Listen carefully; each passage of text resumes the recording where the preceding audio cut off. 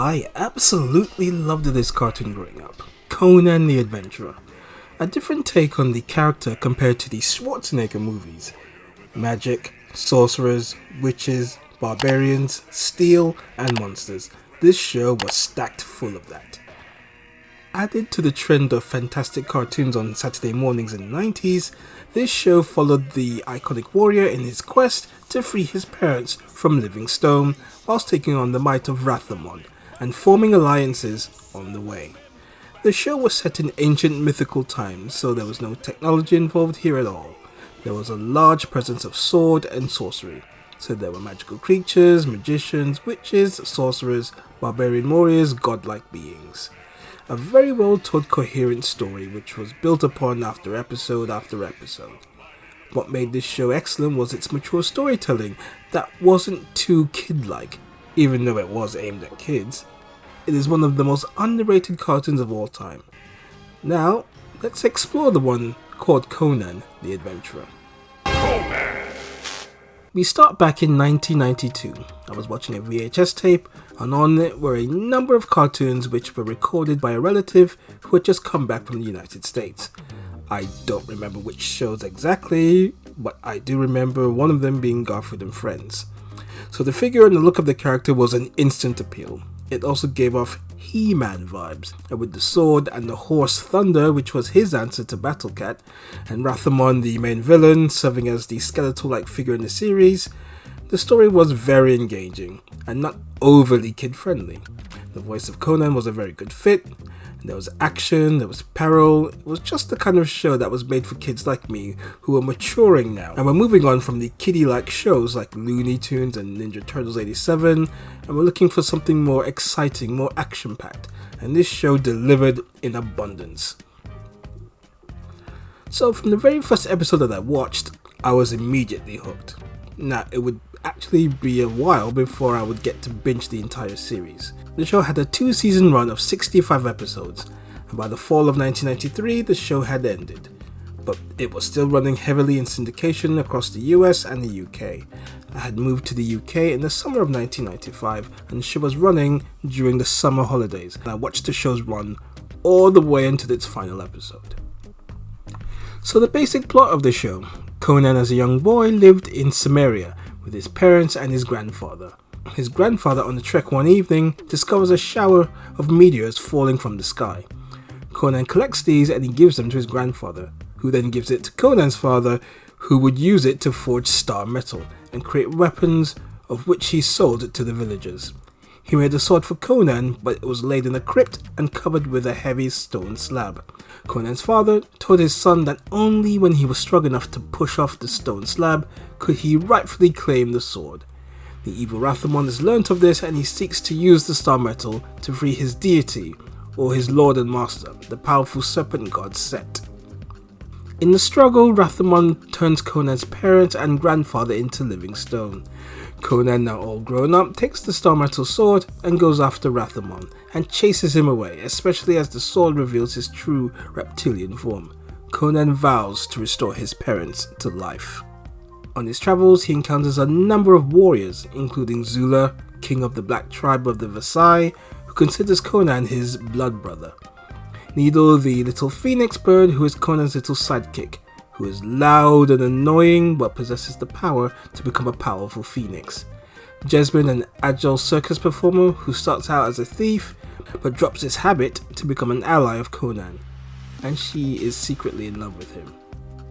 I didn't quite catch that, I must have missed that. Grey Wolf, a wizard from the magic city of Xanthus, armed with a metal staff. His older siblings Sasha and Misha, who were turned into werewolves by the witch Mesmira. Grey Wolf was able to take out the savage nature and make them tame, and vows to restore them back to their human forms. There was Snag, who was a Viking and a barbarian warrior similar to Conan. Initially, the two were always at each other's throats as they grew up in different tribes who did go to war with each other. Eventually, the two become firm friends, and Snag joins Conan on his quest.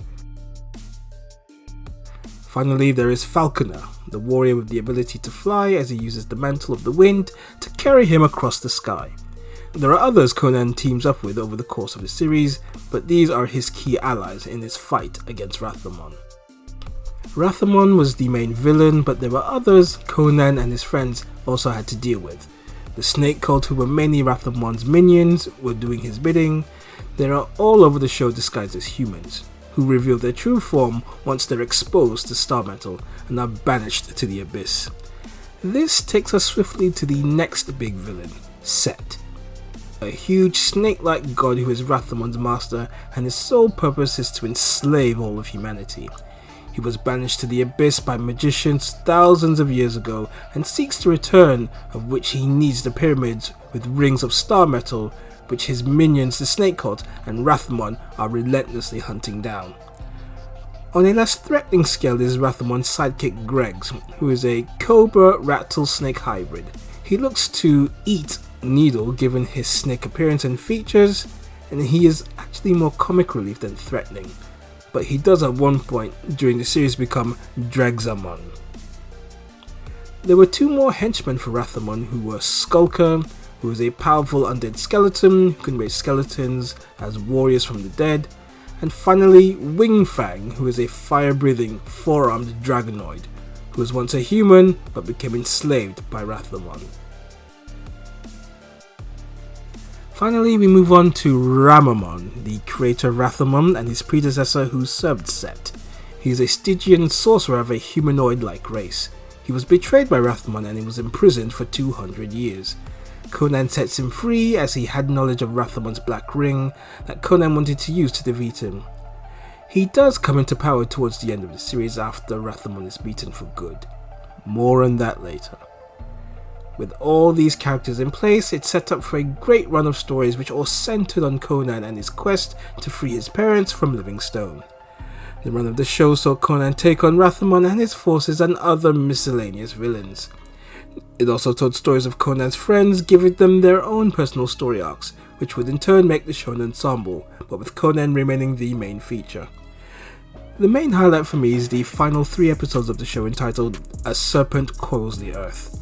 Rathamon finishes building the pyramids required to open the gates of eternity and bring the evil Set back to Earth. Mass chaos and destruction happens as Set destroys the entire city of Shushan and sets his sights on Tarantia. Opposed by Conan and his allies and teaming with Mesmira, the witch who turned Grey Wolf's siblings into werewolves, there is an all-out war against Rathamon. The amulet of Vathalos, which Conan possesses, becomes fully energized and uses it as power to gain the upper hand and beat Rathamon once and for all, turning him into a lowly like lizard creature of which he had been born. They then proceed to closing the abyss, which sees Set lose over half his serpent men. But just as Conan and friends prepare to go to war with Set, they are ambushed and captured by Ramamon, who has now resurfaced now that Rathamon is gone. He offers himself to Set and presents him with Conan, all captured.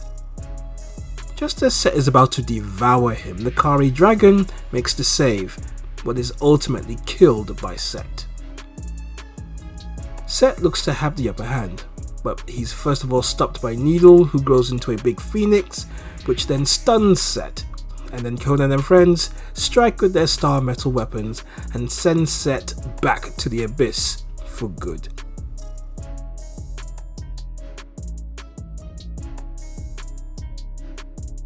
With Conan's parents and grandfather free from Living Stone, Rathamon and Set defeated, Conan celebrates a triumphant victory.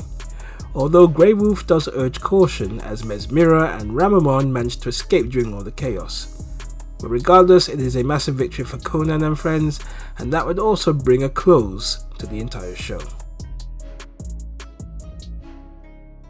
The show had that long-term story arc of Conan becoming a warrior and freeing his parents and grandfather from Living Stone and defeating the main villain Rathamon.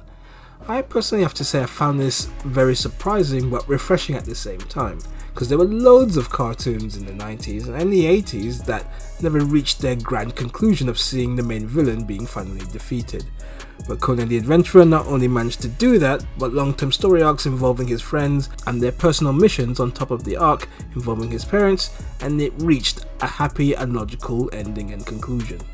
There was room open for other villains to continue the story, but the main universe of Conan the Adventurer was very well wrapped up by the end of the show's run.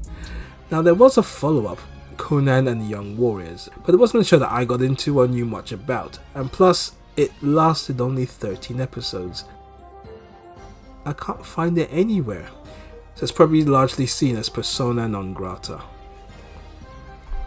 The voice cast, which is one of my favourite things about animated shows, whilst of a very decent variety, pales in comparison to the shows like Ninja Turtles or Batman the Animated Series in terms of voiceover star power. A couple of the show's standouts is Michael Donovan, who is the voice of Conan, and he brings a very rugged, gruff, good-hearted and loyal approach to the character. Voice actor veteran Scott McNeil voices Rathamon and Grey Wolf on the show, and he gives an over-the-top, maniacal characterization of the villain. Gary Chalk of He-Man and Sonic the Hedgehog Lure voices Snag, and he almost sounds like his version of Man-at-Arms in He-Man 2002, but with a more over-the-top gruff to his voice. Future He-Man 2002 alum is Kathleen Barr, who voices a number of characters on the show, with Queen Mesmira her main standout. Voice actress Jance George voices Jasmine and gives her a plucky, fearless, brave, feminine and tough characterization.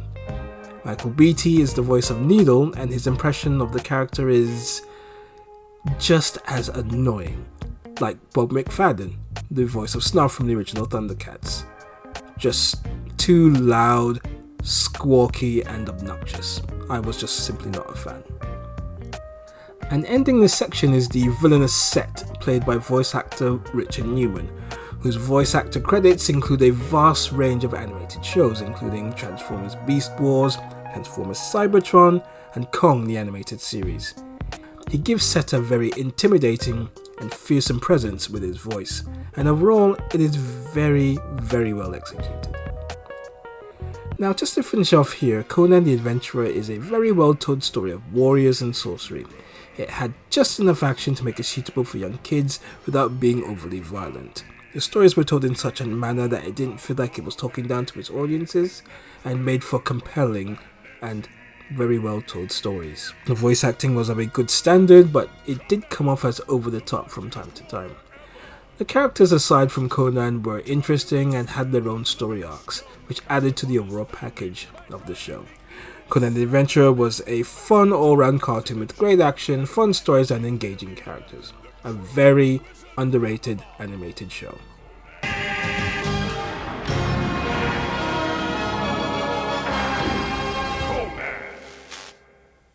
Thank you very much for watching this video. I hope you liked it, and if you want to see more, please remember to like, share and subscribe. Thank you.